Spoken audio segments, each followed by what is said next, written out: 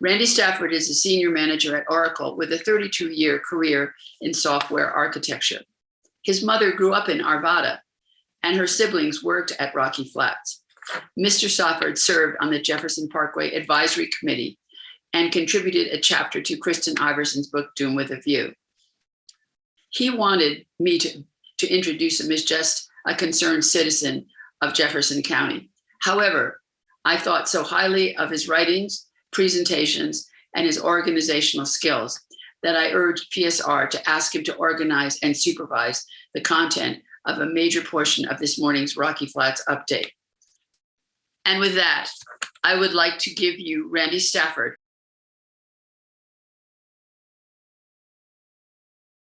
Hello, everybody. I'm Randy Stafford. I'm a third-generation citizen of Jefferson County and a member of the former Jefferson Parkway Advisory Committee. Also a contributor to Kristen Iverson's most recent book about Rocky Flats called Doom with a View. And I would like to present today about the history of real estate development in the Rocky Flats area, which is an important thread of the overall story. So let's just jump right in. These are aerial photographs of the Rocky Flats area taken in 1963 and again in 2017. The plant site is in the upper left-hand corner. In the 2017 photo, obviously, it's post decommissioning of the plant and demolition of the buildings. But these images are roughly the same scale and same orientation. You can see Indiana Street here running north and south. You can see Highway 72 here running east and west, obviously Stanley Lake. And so in 1963, there was nothing out here except maybe some farms and ranches down here to the south of Stanley Lake. And 50 years later, you can see all the development that has occurred. And I've added some neighborhood names here. Neighborhoods that came in generally, let's say before the year 2000. Walnut Grove on the east side of Sims Street here is a pretty well-established neighborhood. Lake Crest, Oak Park, Harvest Lane, these neighborhoods to the south of Stanley Lake, including the neighborhood of Bridledale, where Kristen Iverson grew up, somewhere down here. These neighborhoods came in the last several decades of the 20th century. And then over here, Northwood Acres and Quaker Acres, these neighborhoods were also developed in the same general time frame. And then newer neighborhoods, we have 5 parks basically at the intersection of Indiana Street and 86th, and Whisper Creek to the north of that. We have Candelas, which is a very large development right on the southern boundary of the Rocky Flats National Wildlife Refuge, and Leyden Rock to the south of Highway 72. All of these neighborhoods, including Skystone, which is a Broomfield neighborhood, were developed since 2000. They're less than 20 years old. So these comparison of these two aerial photographs taken 54 years apart gives you a pretty clear idea, visual idea of the amount of real estate development that has happened basically in the Stanley Lake area within just a few miles of the Rocky Flats plant site. And the same pattern exists to the east of Stanley Lake. I just didn't include it in these photographs. So that's an overall view of the amount of real estate development in the area. And as you'll find out from other speakers at this symposium, this area is contaminated with plutonium-239 particles. They were released from the Rocky Flats nuclear weapons plant mostly by leaking drums of oil with plutonium in the oil. Here at the southeast corner of the industrial area, it was called the 903 area or the 903 pad. Those drums leaked plutonium-laced oil into the ground, and that plutonium in the soil blew to the east because the prevailing wind at Rocky Flats is from the west. This image we're looking at here is an enhanced version of what's known as the Cray-Hardy map, named for two Atomic Energy Commission scientists named Cray and Hardy, who did a plutonium soil contamination study in 1970 after the 1969 fire at Rocky Flats. And the color coding in the enhanced version indicates the intensity of the plutonium contamination. So you can see, here's Indiana Street here, and here's Highway 72. There was a plume of plutonium extending east of Indiana and in lesser concentrations pretty far out, down to 72nd, over east of Wadsworth, et cetera. But the development photos that I just showed you are definitely within this sort of pea green color. And these plutonium particles are microscopic, smaller than a human hair in terms of width. They are of respirable size, and if they are inhaled, they are highly carcinogenic. And the half-life of plutonium-239 is 24,000 years, meaning after the passage of that amount of time, half of the material will have decayed away into other elements and half will remain. So this contamination will be here for a long, long time. And it is in the area of the real estate development that we're talking about. A couple of years after the 1969 fire at Rocky Flats and the revelations about the 903 pad contamination, the Colorado Department of Health, which became CDPHE, took positions on plutonium contamination in soil and established standards for the state, declaring that if the amount of plutonium in soil exceeds a certain level, then that land is unfit for use or will require special development techniques. These are the memoranda when Roy Cleary was director of CDH in 1973. The first one was a provisional plutonium soil standard specifying 0.2 of a disintegration per minute per gram as the level. Any soil with more than 0.2 of a disintegration per minute per gram of plutonium would render the land containing that soil unfit for residential use, subdivision development, even commercial or industrial use. And when this provisional standard went into effect, developers and others complained that it was too stringent. The soil in the area was already contaminated beyond that level, and this essentially imposed a moratorium on development east of Rocky Flats, in the words of a Rocky Mountain News article at the time. So the State Board of Health held a couple of hearings in the months after that provisional standard came out and increased the standard 10 times to 2 disintegrations per minute per gram of plutonium in soil. And they further relaxed the consequence. Instead of making the land unfit for residential use, it would just require special construction techniques to build on that land. And those techniques would be specified by Colorado Department of Health. So this was the first Colorado Department of Health position that was taken on plutonium contamination in Colorado soil. And then about 6 years later, under a different director, Dr. Frank Traylor, he published a memo to a lot of local governments, planning and zoning departments regarding Colorado Department of Health recommendations on land use in the Rocky Flats area.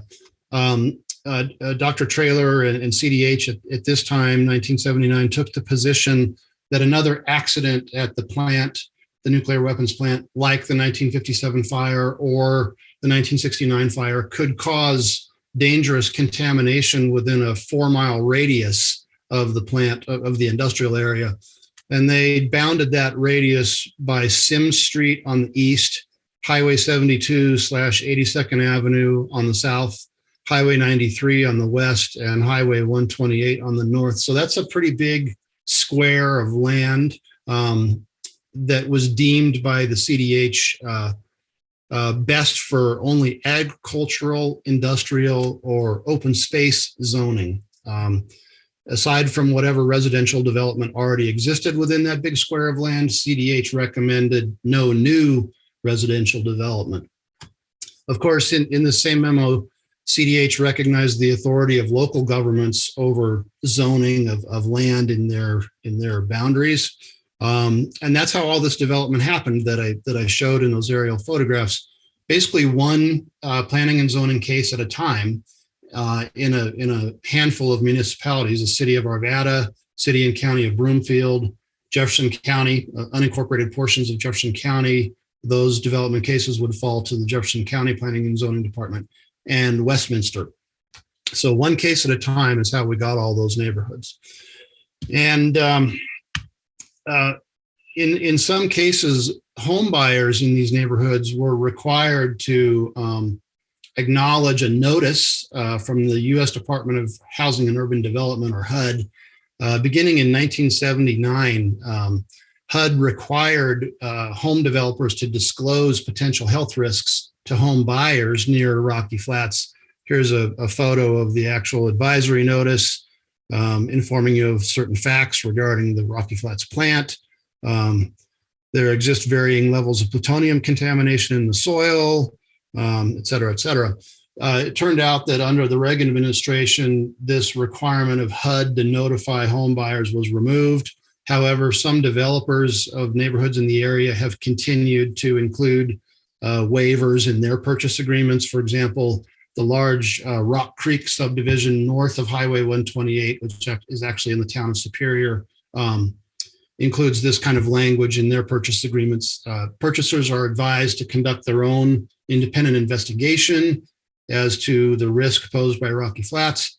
Purchasers understand that any potential risks associated with this property's proximity to Rocky Flats are assumed by purchasers, et cetera.